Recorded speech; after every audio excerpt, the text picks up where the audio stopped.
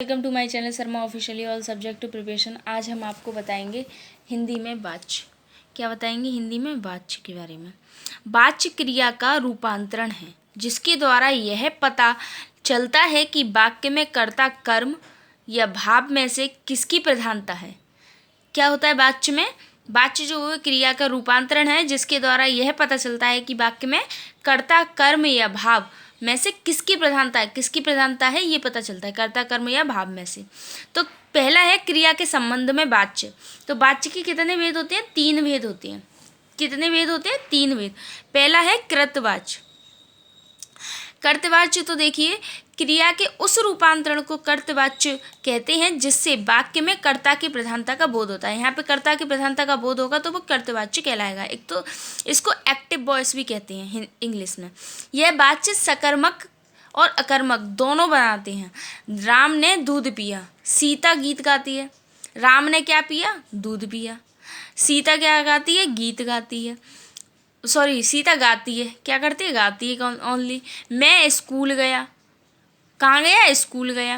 तो ये सब ठीक है। अब देखिए सेकंड कर्मवाच्य, इसे बोलते हैं पैसिव वॉइस।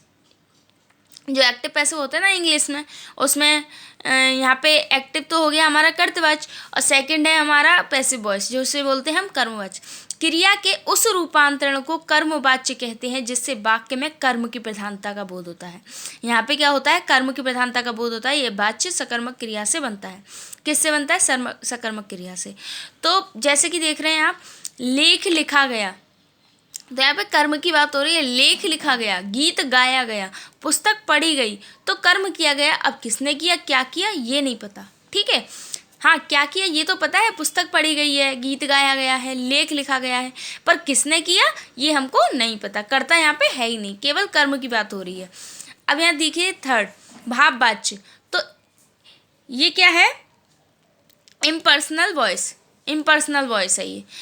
तो इसको जिस वाक्य में भाव की प्रधानता का बोध होता है भाववाच्य कहलाता है। यहाँ पे भाव की जो प्रधानता होगी उसको वो बोध होगा तो भाववाच्य कहलाएगा। जैसे यह वाच्य अकर्मक क्रिया से बनता है। किससे बनता है? अकर्मक क्रिया से। जैसे मुझसे चला नहीं जाता, ये भी बोल सकते हैं मुझे नहीं चला जाता, तो नहीं बोल सकते ना, मुझसे चला नहीं जाता। तो हम अपना भाव व्यक्त कर रहे हैं कि चला नहीं जा रहा, दर्द हो रहा है पैरों में या कुछ भी, उससे चुप नहीं रहा जाता, वह चुप नहीं रह सकता, इसे भी हो सकता है। ठीक है, अब वाच्य के प्रयोग देख लीजिए। वाक्य में क्रिया किसका अनुसरण कर रही है? कर्ता कर्म या भाव का। इस आधार पर 3 प्रकार के प्रयोग माने गए हैं। कितने प्रकार के? 3 प्रकार के। पहला है कर्तरी प्रयोग। जब वाक्य में क्रिया के लिंग वचन और पुरुष कर्ता के लिंग वचन के अनुसार हो तब कर्तरी प्रयोग होता है। तब क्या होता है? कर्तरी प्रयोग होता है जब पुरुष कर्ता के लिंग वचन के अनुसार हो।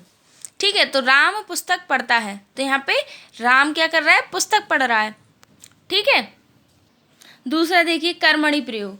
जब वाक्य में क्रिया के लिंग वचन और पुरुष कर्म के लिंग वचन पुरुष के अनुसार तब कर्मणि प्रयोग होता है। ठीक है, जब क्रिया के लिंग वचन और पुरुष कर्म के, वहाँ पे कर्ता की बात हो रही थी, यहाँ कर्म की बात हो रही है, कर्मणि प्रयोग आ रहा है। तो राधा ने गीत गाया, जैसे कि राधा ने गीत गाया, मोहन ने किताब पढ़ी, तो ये कर्मणि प्रयोग हो गया। अब देख लीजिए भावे प्रयोग। तो ये हो गया जब वाक्य की क्रिया के लिंग वचन पुरुष कर्ता अथवा कर्म के लिंग वचन पुरुष के अनुसार ना होकर, इन सब के अनुसार ना होकर सदैव पुल्लिंग एक वचन और अन्य पुरुष में हो तब भाव प्रयोग होता है। जैसे राम से रोया नहीं जाता। किससे नहीं रोया जाता? राम से। क्या नहीं किया जाता? रोया ही नहीं जाता उससे। सीता से रोया नहीं जाता, लड़कों से रोया नहीं जाता। तो यहाँ पे केवल पुरुष में ही बात हो रही है। ठीक है, पुरुष के अनुसार ना होकर केवल पुल्लिंग में ही बात हो रही है। अब चाहे सीता, यहाँ पे नाम ले ली लड़की का भी, यहाँ पे नाम ले ली लड़के का भी, तब भी क्या हो रहा है? यहाँ पे राम से रोया नहीं जाता, सीता से रोया नहीं जाता। यहाँ पे ये भी तो बोल सकते सीता से रोई नहीं जाती, तो नहीं बोल सकते, गलत हो जाएगा, अशुद्ध वाक्य बन जाएगा। लड़कों से रोया नहीं जाता। तो आज ये हमने आपको बता दिए वाच्य। ठीक है, thanks for watching. Please subscribe this channel, like this video, comment this video, share this video.